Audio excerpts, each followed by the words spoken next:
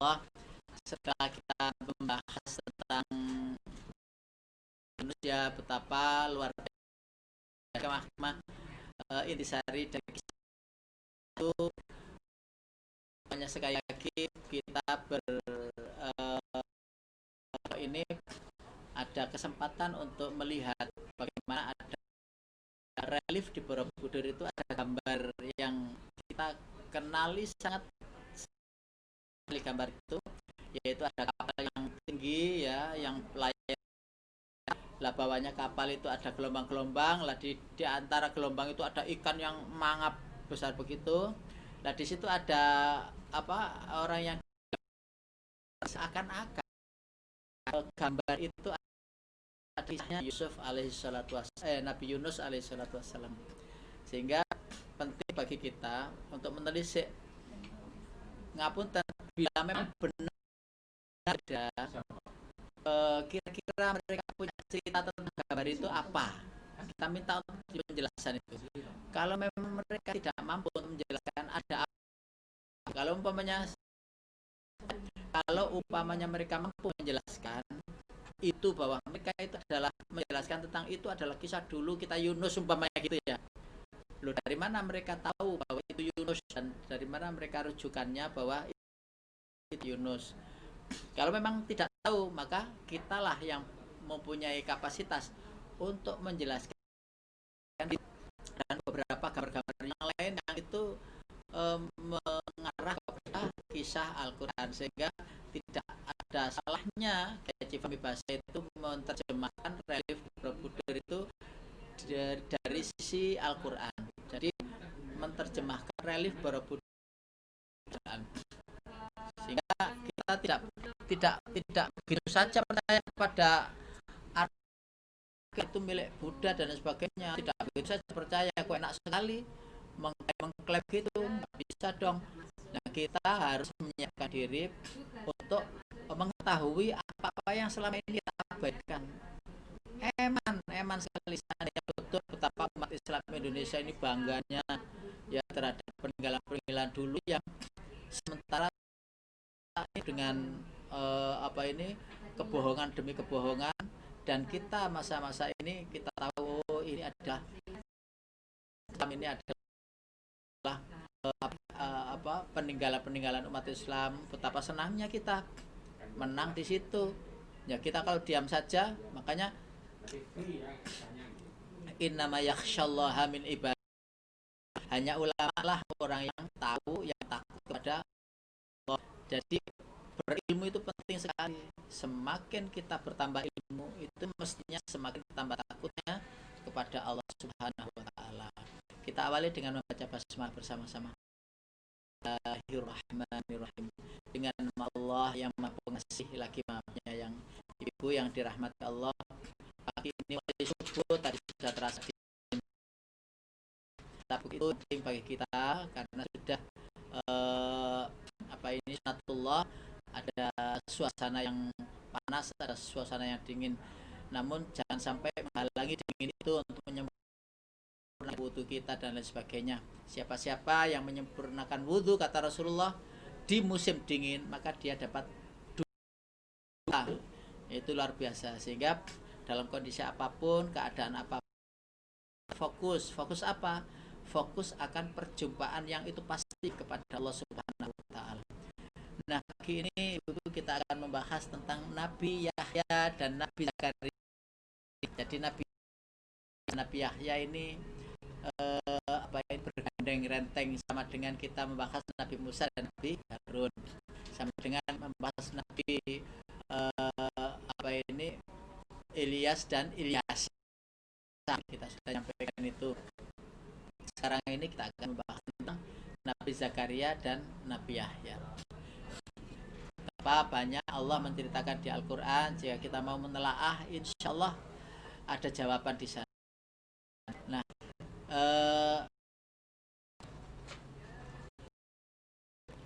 dalam surat Al-Kahfi, saya dalam surat Maryam, surat nomor 19, itu ada ayat surat harful muqatta'ah, ada 5 huruf. Jadi berawal dari ayat itu, ya ain so, 5 huruf. Dan saya huruf itu enak, huruf dijajar hanya itu gak ada yang tahu. Jadi itu pun yang bisa tidak dimengerti artinya, tetapi di lisan itu enak baca. Tidak ada satupun, saya ulang lagi, orang yang mampu membuat susunan huruf yang itu tidak dimengerti artinya, anehnya di lisan kita baca itu enak. Sehingga sering saya contohkan, seandainya salah satu dari 5 huruf itu diganti dengan huruf lain, udah bunyinya sudah aneh. Umpamanya kaf, ha-nya itu dikasih ba, ya enak. Jadi tahu bahasa. Tapi anehnya gini, baca 5 huruf itu kaf, ha, ya, ain, sod, nggak ada. Tapi kenapa kok dibaca 5 huruf? Ada enak. Kaf, ya, ain, dal, kena di situ. Itu ayat berikutnya, zikru rahmati rabbika abdahu Zakaria. Rasulullah diminta oleh Allah menceritakan tentang Nabi Zakaria pada seluruh manusia, ya, tentang kehidupan Nabi Zakaria pada saat itu. Rabbika abdahu Zakaria adalah penjelasan tentang rahmat Allah, rahmat Tuhanmu, yaitu Nabi Zakaria itnada rabbahu an, ya, Nabi Zakaria berdoa kepada Allah, suara yang lembut, suara yang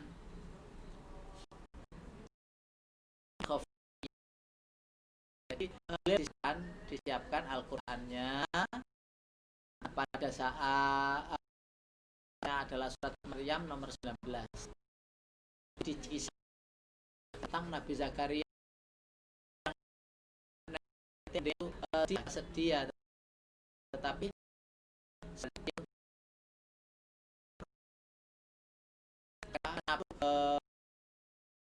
tanya bersama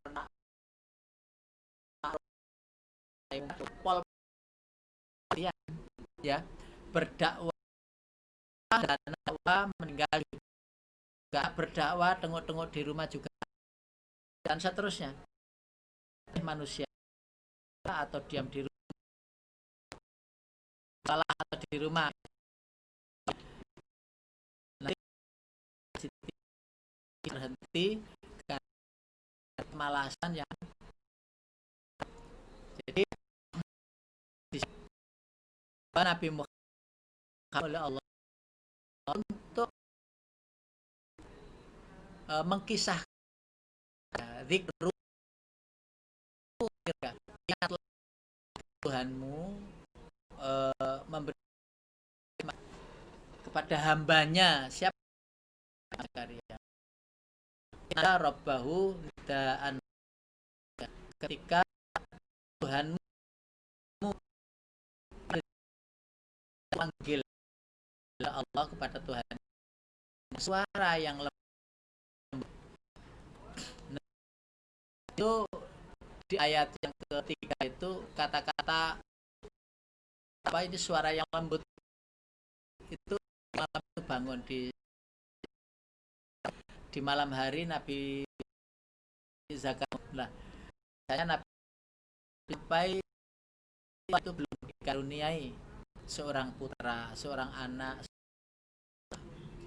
sehingga Zakaria memanggil Allah, Rob,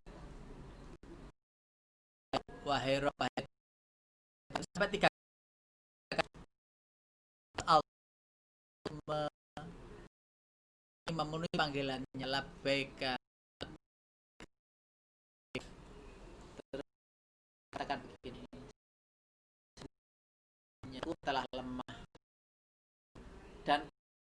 telah ditumbuh. Ini wahanal azmu minni walakum bidu'a. Ayat Maryam. Nadar bau ya Abi Zakaria itu Allah. Ini sesungguhnya aku, wahai minni, tulangku telah lemah, kan kepala juga sudah walam aku pernah doa aku kepada Tuhanku sekian kecewa, belum pernah aku kecewa dengan rahmatmu dengan doa kepadamu. Aku yakin sekali engkau tidak pernah kecewa. Disinilah tantangan seorang yang mohon kepada Allah agar dengan doa, jangan asa dengan doa dan rahmatnya Allah. Di sini betapa tegarnya, betapa kuatnya seseorang untuk khusus kepada Allah agar Allah memberikan apa yang diinginkan. Dan apabila belum merasa Allah memberikan kepada kita di dunia ini, itu tetap terbaik dari pemberian Allah. Kalau ditahan Allah, tetap itu yang terbaik. Dan jika sabar, jika ikhlas, Allah ganti nanti apa yang terbaik, Allah ganti dengan surganya. Demikian. Sehingga terus Allah yang sudah kan saya punya teman itu namanya Syaiba. Saya uban begitu untuk teman SMA. Kalau satu desa karena Syaiba itu dan Mas Ta'ala Rasul dia umumnya tahu punya uban merah putih, dan itu putih gua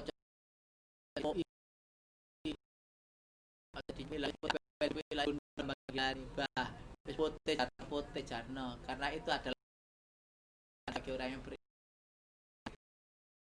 Jadi bagi kalau sering diusap dengan air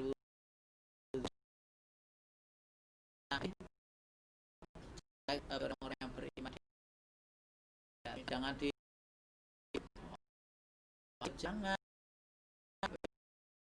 kita sudah mendekat lagi loh. Kalau sudah ya bulupi jadi jawabannya potong ora usah malah disemir barang ora usah rambutnya gondol, jadi jangan biar aja. Kalau ubanan ya normal, dulu Nabi karya itu ya ubanan, tapi yang terpenting bagi kita adalah apa yang ada ini disyukuri, gak usah di chat. Sekarang itu ada katanya itu loh, saya gue nggak pakai sampo yang menghitamkan rambut, gak usah ngono-ngono iku wis sampo sing wis biasa iku ae. Jadi bersyukur alhamdulillah ada wis badan wis hadir. Waalaikumsalam warahmatullahi wabarakatuh. Ditunggu sama Mbak Desi sama Bu Iin, ditunggu. Iya alhamdulillah tadi dirasani tadi. Ayat berikutnya Mbak Deno, Mbak Desi, Bu Iin, Bu Surya, yaitu ayat ke-7. Nah itu loh jawaban Allah. Kamu A'udzu billahi minasyaitonir rajim.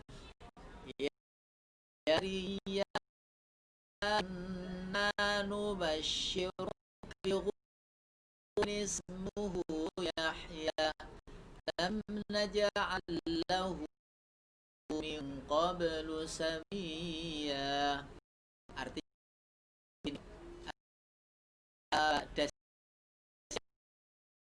monggo diterjemah. Hai ya,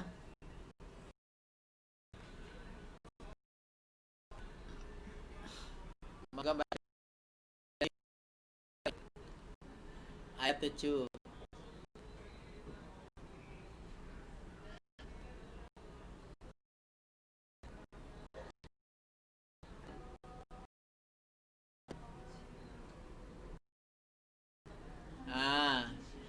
Jadi panggil doa Nabi itu terus ya. Nabi Zakaria bilang ya, itu tiga kali Allah memanggil. Ulang dipanggil Allah memberikan. Nah, jadi dengan sesuai dengan Isra Qul rahman yatawallahul wala tukhafit biha wa bila aja berok-berok dalam hati, tapi ya Rabbi ini sesuatu agar rezekinya dilancarkan atau akan sesuai Allah, mohon kepada Allah dengan suara yang Rabbi ya Allah dan lain sebagainya. Jadi banyak jodoh tangganya menggung apa sih bunyi jam loro telu nggak perlu, cukuplah dengan suara yang lembut. Nah, ya wahai Zakaria, inna sesungguhnya kami kepadamu dengan seorang anak laki-laki ismu Yahya, namanya Yahya. Nah, kenapa saya gandeng kisah ini Nabi Zakaria dan Yahya? Karena berkait lam naj'alahu min qablu samia. Saya belum mempernah sebaik itu sebelum.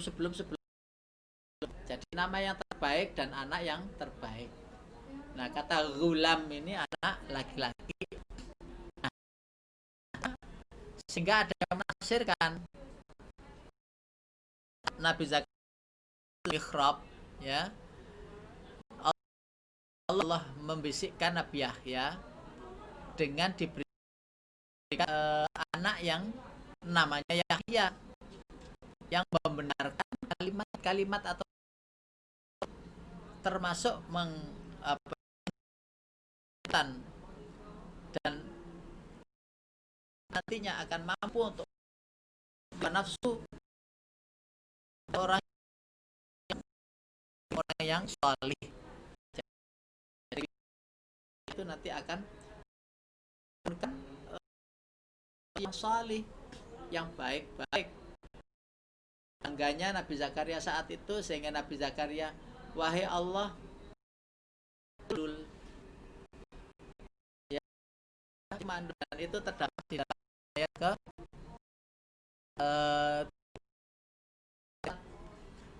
ayat disebut qala wa susiba walakum kaqiyah qala yakunu li ghulam kana akhir tapi anna yakun, bagaimana ya Allah saya punya lawang itu, sedangkan saya ini itu payah usia lah takdir itu paham kan Allah hanya yang lain banyak yang kenapa dokter ketika belum diberi ketika kalau diberi maka memutuskan dokter ikhtiar kita berikan ya, ketika tidak diberikan syukurlah hanya Allah bisa karya terus tandanya apa istri saya itu nanti itu hamil la ayatuka Allah tukalliman nasata ayam kalin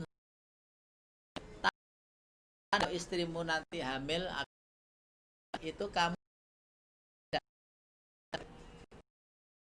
bisa berbicara dengan manusia malam salah yali jadi 3 malam 3 hari 3 malam tidak bisa berbicara. Nah itu ya Nabi Zakaria tahu-tahu nggak bisa bicara bisu mau bicara nggak bisa nggak bisa bagaimana dengan bicara dengan orang bisu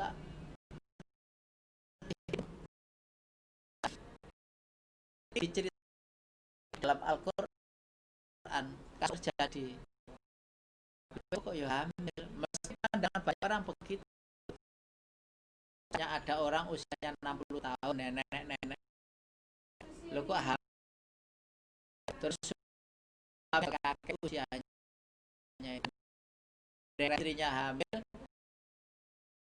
jadi perbincangan tetapi lah bukan kita mendengar cerita Maryam bukankah juga jadi hamil nggak ada suami tentu saja dan itu diceritakan di surat Kurfil kita Maryam iya min dunihima fatamatsal qalat a'udzu birrahmani minka itu qala rabbil alamin kita telah hamil jadi perbincangan ini Nabi Zakaria ini namanya ada sekarang lucu nenek kok sehingga itu ya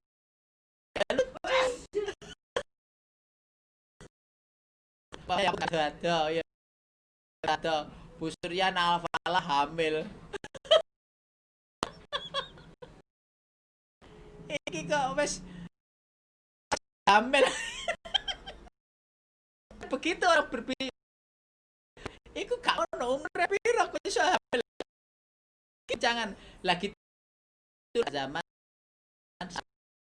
macam tempat jangan gitu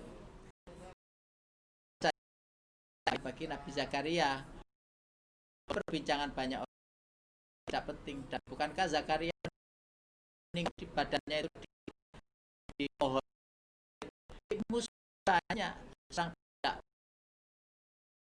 apa ini yang mempelajari mesti banyak dan Nabi Zakaria ingin ada penerusnya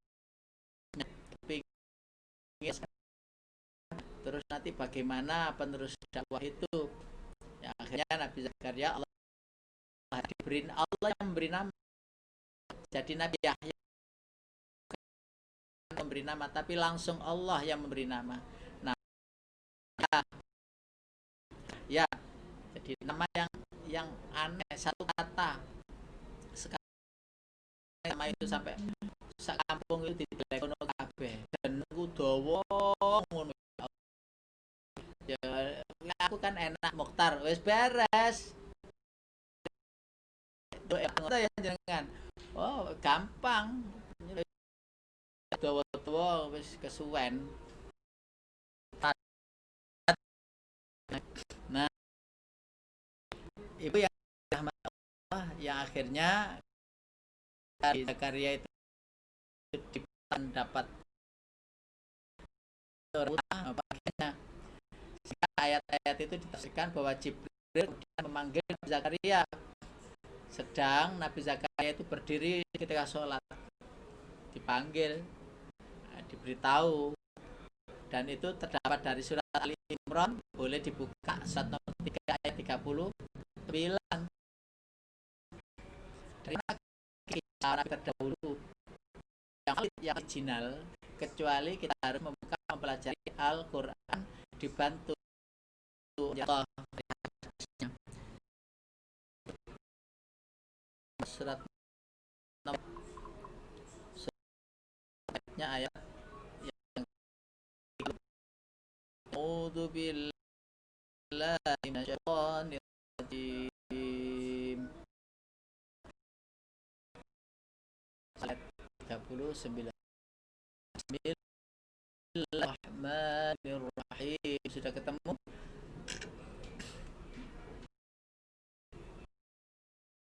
Monggo dibaca. Silakan.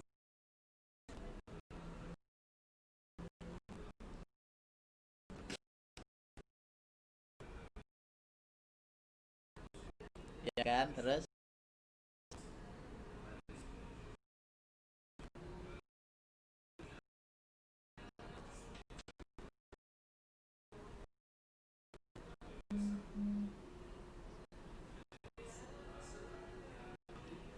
ya, seorang nabi di antara orang-orang yang saleh. Fanadathul malaikatu wa huwa qa'imun yusalli fil mihrab anna Allah yubashiruka biyahya musaddiqan bi kalimatin min Allah wa sayyidan wa hasuran wa nabiyyan minas salihin. Itu keterangan lengkapnya di situ. Jadi ini penting bagi kita untuk kita ketahui bahwa saat Jibril, saat itu Nabi Zakaria sedang sholat, diberitahu Jibril akan mendapat seorang di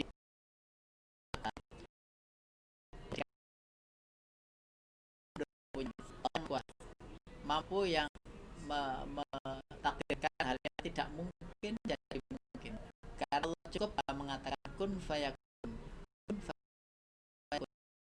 jadilah akan terjadi. Allah punya rencana kan harus berikan karunia kepada seorang. Jadi tapi tetap karunia itu tentu tidak ada satu bisa memberikan karunia setelah karunia Allah. Falam mumsikalah wa ma yumsik fala mursilalahu min ba'di wa huwal azizul hakim. Bukankah surat Fatir itu ada? Itu surat Fatir ayat keempat. Itu disebutkan ayat 3 menyebutkan bahwa ditahan oleh Allah, tidak ada satupun yang bisa bukanya, dan apa yang dikehendaki Allah dibuka, tidak ada satupun yang menahannya atau menutupnya dari rahmat.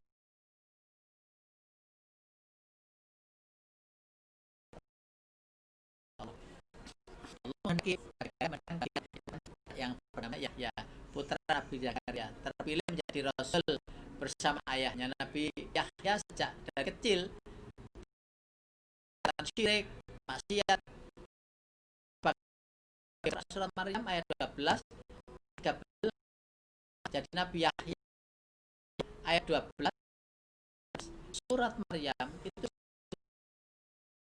kan di sana tadi disebut surat nomor 19 itu lanjutannya itu. Lah ayat 12 dan 13 itu, ya Yahya khudil kitab biquwwah wa atainahul hukma sabiyya wa kana taqiyya. Di sini Allah memberikan seorang anak kepada Nabi Zakaria, yaitu Nabi Yahya. Diterjemahkan dari kata wahai Sinta bulu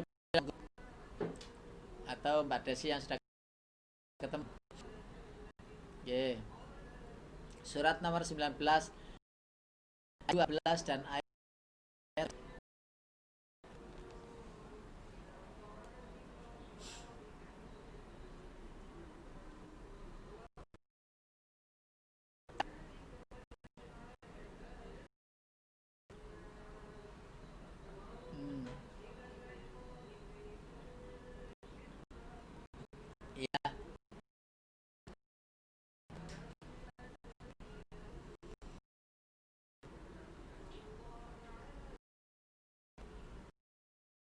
ya. Jadi itu pelengkap dari kisah Nabi ya Maryam. Kita itu persis pada momen yang, jadi Allah tahu momen yang pas itu kapan diberi, bagaimana cara memberikannya, dan apa yang akan diberikan tahu. Bahkan kita sendiri, kebutuhan kita sendiri tidak tahu. Apa yang kita ingini belum tentu baik, dan apa yang kita benci belum tentu tidak baik. Dan itu umum. Dan ketika yang diberikan kepada kita, maka itulah yang benar-benar, sementara pandangan kita sepertinya tidak baik, tentunya itu yang terbaik. Jadi ajaran Zakaria ketika ibu bapaknya dan tidaklah ia ayat 14 dan 15, ayat yang ayat 14 sudah ketemu, ayat 14 dan 15 surat Maryam. A'udzu billahi minasyaitonir rajim. Wa barram biwalidayhi lam yakun jabbaran 'asiyya wa salamun 'alaihi yamutu wa yub'atsu hayya. Dan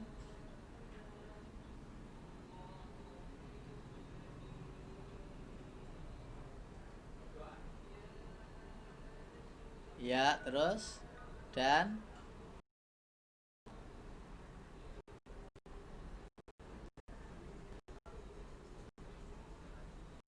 ya, demikian apa yang disampaikan oleh Allah dalam surat Maryam juga. Bagaimana sih Nabi Zakaria itu adalah nabi yang taat kepada ibu bapaknya, tidak sombong, tidak. Terus yang akan diberikan di karya Nabi Yahya pada hari dia meninggal, pada hari dia dilahirkan, dan pada hari dia akan dibangkitkan, dengan kalimat Allah yang berikan kepada Nabi. Sekali lagi, kata-kata ini bahwa Nabi Yahya itu diberi keberkahan dia dilahirkan, saat dia dibangkitkan. Kontennya ada yang bagaimana meninggalnya Nabi Yahya? Iya, meninggalnya Nabi Yahya itu dipenggal kepalanya. Dipenggal kepalanya oleh orang-orang Yahudi itu. Dipenggal kepalanya itu apa? Kepala dipenggal dengan ayat. Ayatnya itu bilang, dan selamatkan pada hari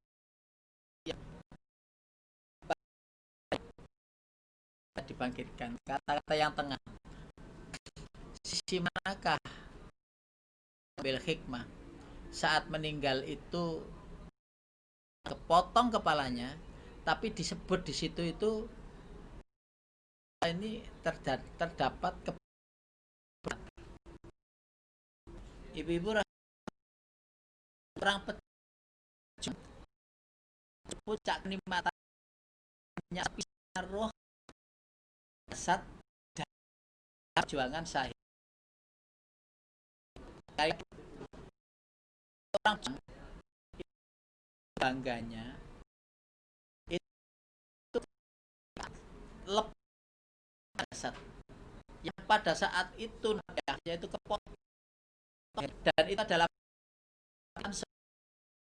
yang sedang hidup hayatnya adalah syahid.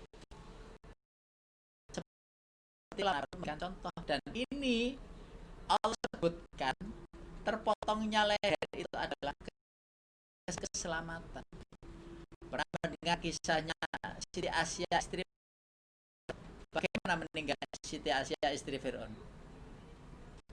Ya, saat diikat tangan kakinya, setelah itu batu besar itu ditimpakan kepadanya.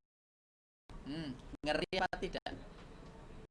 Nah, sehingga tertindih batu besar itu, tentu saja bahasa kita itu bayangan kita.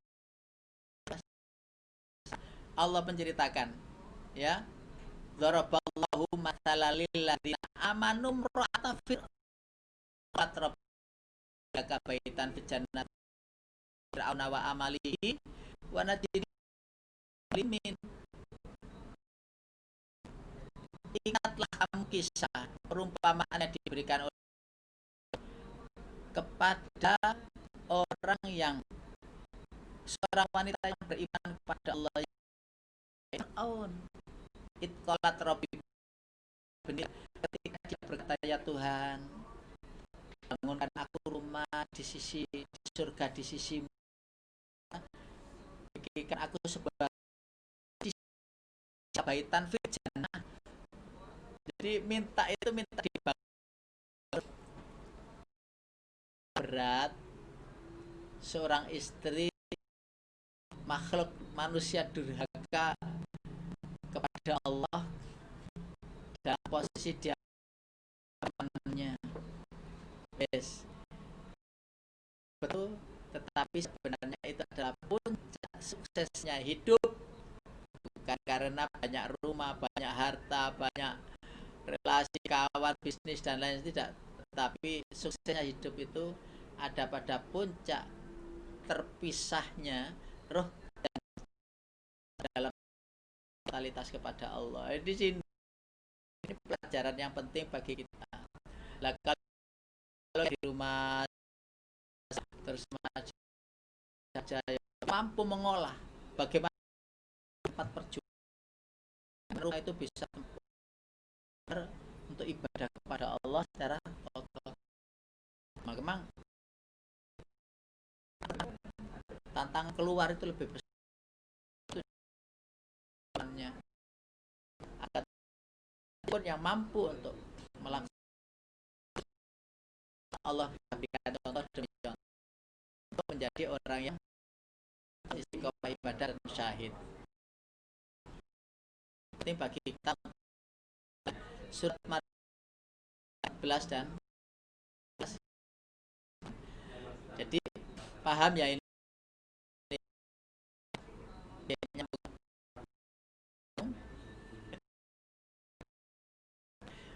karena itu ibu-ibu yang dirahmati Allah, perjuangan tidak boleh ada selesainya, tidak boleh terus berjuang dan terus untuk diri kita sendiri agar dipandang Allah dalam keridhaannya. Makanya di dalam akhir surat radhiyallahu anhum wa radu an dzalika liman khibah, kita kepada Allah, ridha Allah kepada kita, ridha Allah itu tidak serta merta datang. Diberikan kembali itu kan bagi orang-orang. Nah, pertanyaan saya yang dimaksud takut itu takut kepada Allah itu yang dimaksud dengan takut apa yo?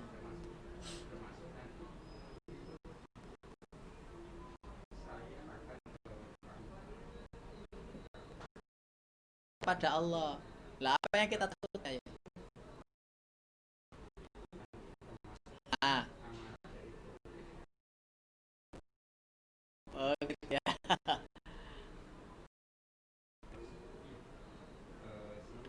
Ampuni, ampuni saya. Itu berarti sama dengan surat Nuh ayat 10, 11, 12. Itu boleh seperti itu.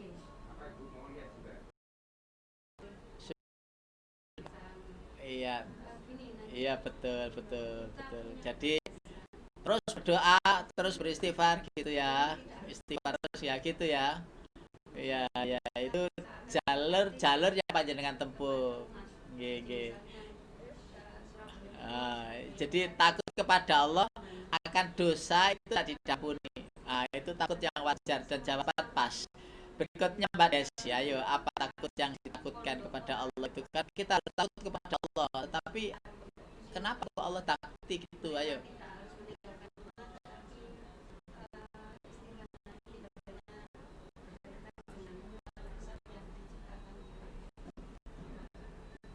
Takut akan dosa aja. Takut akan berdosa kepada Allah gitu ya. Eh, oke.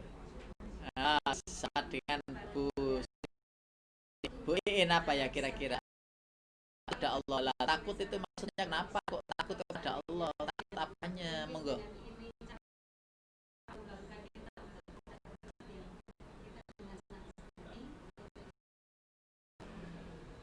Ya Bu Iin, silakan. Takut murkanya Allah, takut azab Allah gitu ya. Takut dengan azabnya itu ada juga di Al-Qur'an. Monggo. Bulupi bulupi.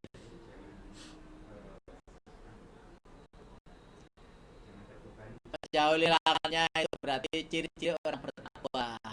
Mbak Deno, Mbak Deno, Mbak Deno.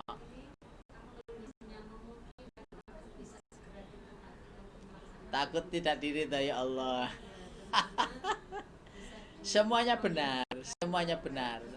Tetapi ayat tadi yang dari kalimat khasyia rabbah, itulah orang-orang yang khusyuk takut kepada Tuhannya. Ya, maksudnya tuh takut kepada Tuhan itu balik ke ayat sebelumnya. Radhiyallahu anhum waradu'an. Takutnya itu bukan karena neraka, bukan karena masuk surga, tapi takut jika kita menghadap Allah, Allah tidak mau melihat kita. Itu masalahnya. Itu yang dimaksud Allah nggak ridho. Allah tidak mau kita hadir. Allah tidak mengorangkan kita. Bahasanya tidak mengorangkan kita. Itu yang kita takuti. Asal kau ridho ya Allah sampai Nabi sampai Rabi'atul Adawiyah. Asal kau ridho ya Allah. Tidak penting bagiku ada surga apa di neraka di depanku itu. Asal kau ridho. Coba waliullah yang namanya Rabi'atul Adawiyah, seorang wanita yang dikenal sufi dalam apa ini dalam ilmu kesufian dan tasawuf ya. Bagaimana jika Allah itu tidak mau melihat seseorang, ya sama sekali tidak dilihat karena banyaknya dosa, karena ketaatannya tidak karena ketaatannya berapa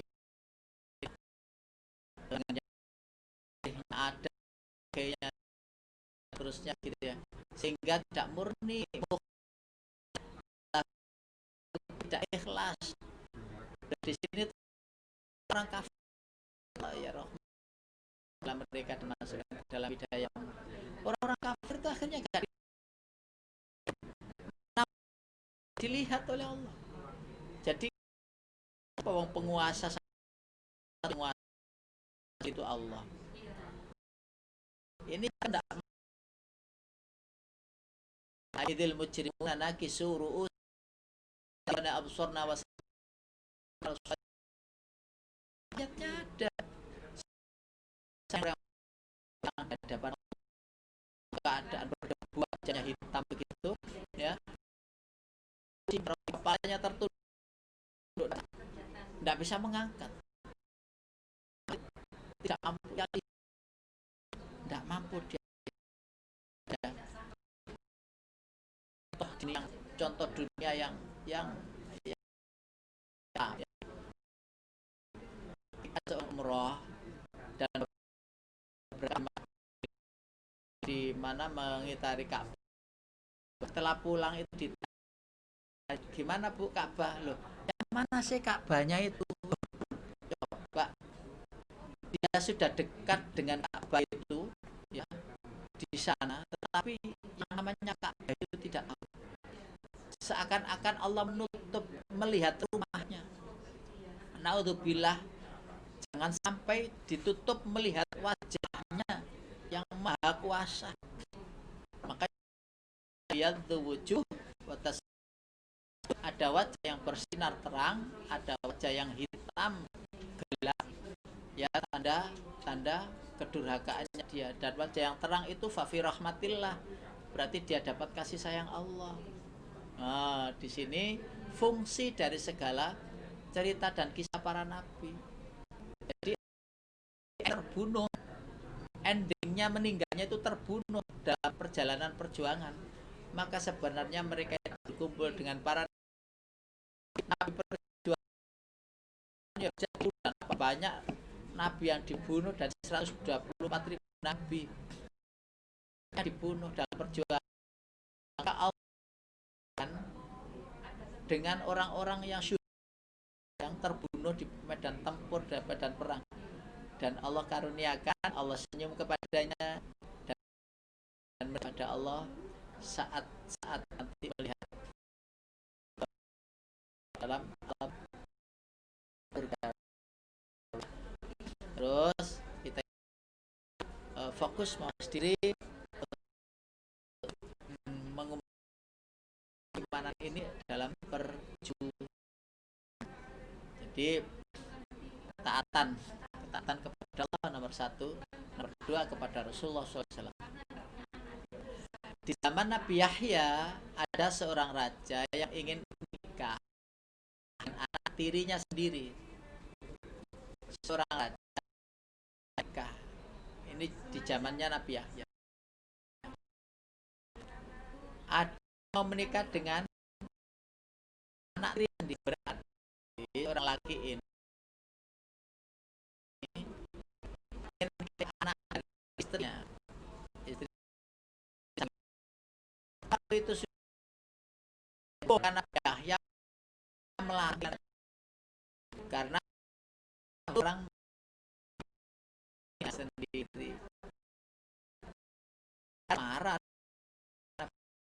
Yahya menghalang kamu, siapa saya ini raja, mau apa saja terserah saya, mau saya berbagi terserah saya. Bahkan kalau perlu mereka itu apa raja itu buat mengambil apa yang dia suka. Lalu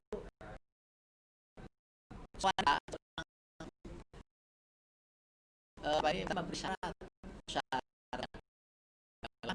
persembahkan kepada ya untuk sebagai mahar. Nah, sebagai mahar tentu saja Nabi Yahya dikejar dan dibunuh. Dianggap berani menghalangi kekuasaan raja dan menghalangi pernikahan itu. Tentu saja walaupun itu anak tiri, dia senang-senang saja. Kenapa? Karena dia mendapat seorang permaisuri kerajaan itu. Nabi Yahya dan Nabi Zakaria yang dianggap menghalang-halangi ini kemauan raja dibunuh. Nabi Zakaria itu lari dari kejaran itu dan bersembunyilah Nabi Zakaria itu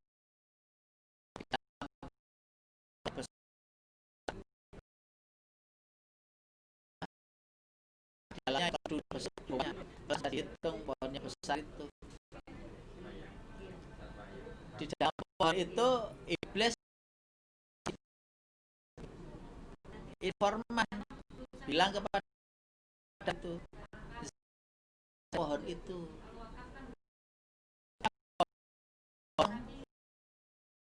pengikut raja itu potong digaji kan badannya bang berarti potong karya itu ketika itu Nabi mengatakan aduh, mengatakan kata berarti setengahnya tak kalau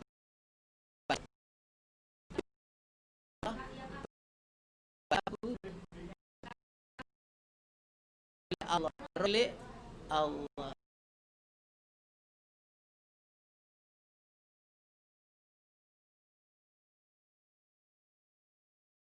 berkata wahai Zakaria, jika sekali kata itu maka engkau menjadi seorang rasul yang akhirnya ditegur itu badan terbelakang pohon. Allahu Akbar. Halang berikutnya adalah Nabi Yahya dan tadi banyak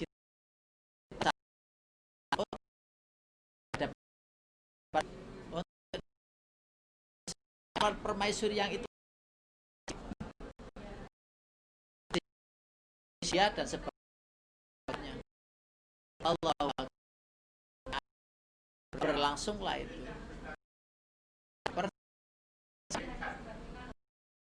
Dengar pasti cerita itu oh, ngeri ya, takut ya. Nah, disinilah ilmu itu meninggal atau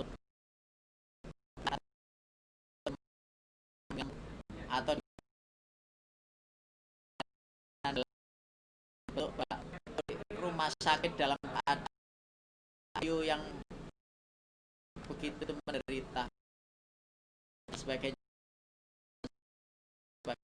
maka orang tinggal pernah berhenti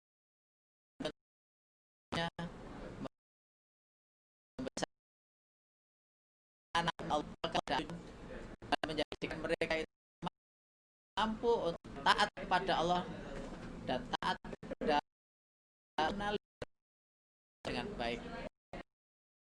Takut dalam perjuangan karena mereka tahu bahwa perjuangan itu adalah mereka di alam yang Allah kehendaki. Adalah taqulu lima yuqtalu fi sabilillahi amwat bal ahya. Jangan kau bilang orang yang berjuang di jalan Allah itu hanya hidup bal ahya walakin tasyurun. Saja kalian tidak menyadari. Bukankah pejuang kita Indonesia masih hidup, Pangeran Diponegoro masih hidup ya, pejuang-pejuang dulu masih hidup semuanya, sehingga sampai sekarang usianya panjang dikenang ya. Pangeran Diponegoro, Panglima Sudirman, kenal itu pejuang-pejuang masa lalu itu ya, Tengku apa ini Cutiro, Tengku Nyatin, Patimura dan seterusnya, mereka dikenang sepanjang sejarah. Itu mau dihilangkan sejarah itu Allah Akbar.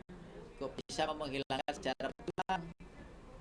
Mereka syahid di mata Allah. Semakin mereka dihidupkan, semakin Islam ini di apa ini matikan, semakin cahayanya bersinar. Yuriduna liyutfi'u nurallahi biafwahihim wallahu mutimmu nurihi walau karihal musyrikun.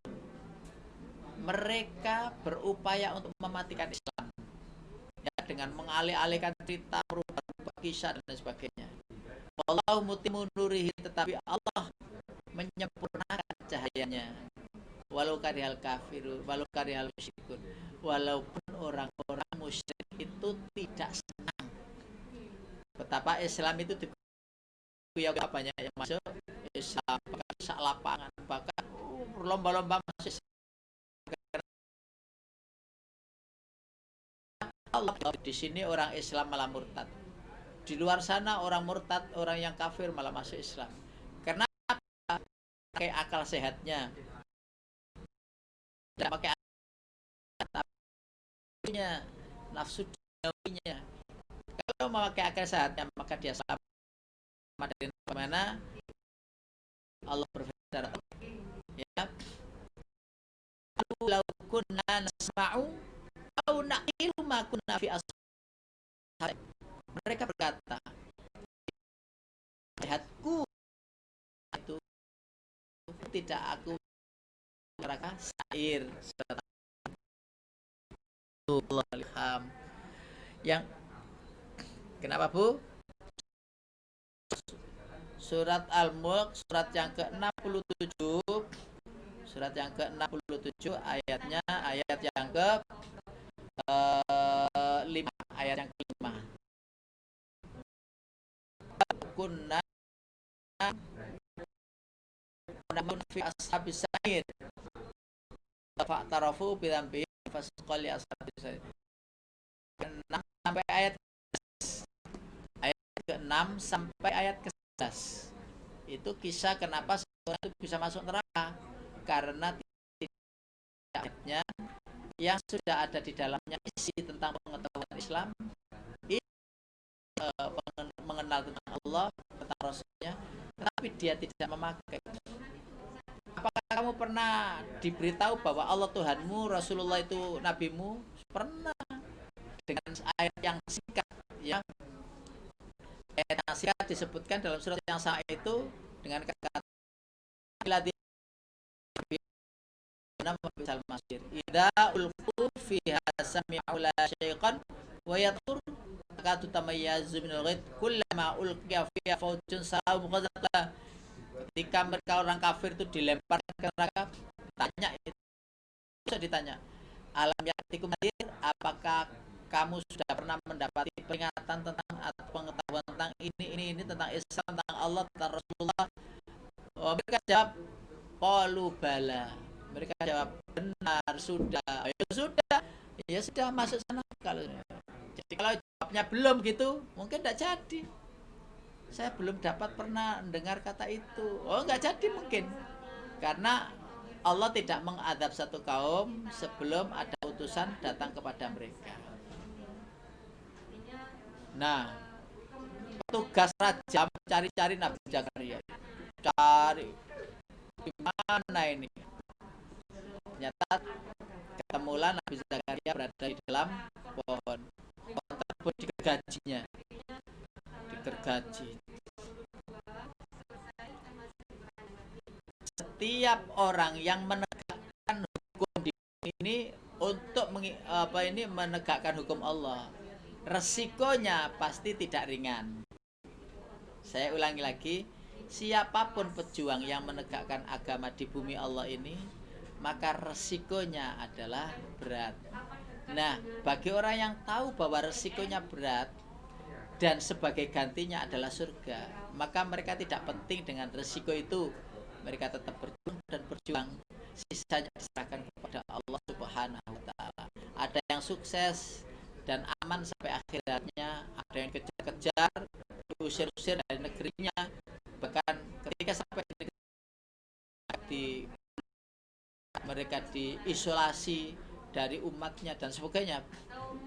Karena itu ibu-ibu rahimakumullah, mujahidah, betapa banyak pejuang wanita yang gugur di medan pertempuran dunia, dan betapa banyak pula pejuang laki-laki yang juga bertempur di medan dunia, yang masing-masing mengetahui bahwa perjuangan tidak akan berakhir sampai titik darat akhir latihan.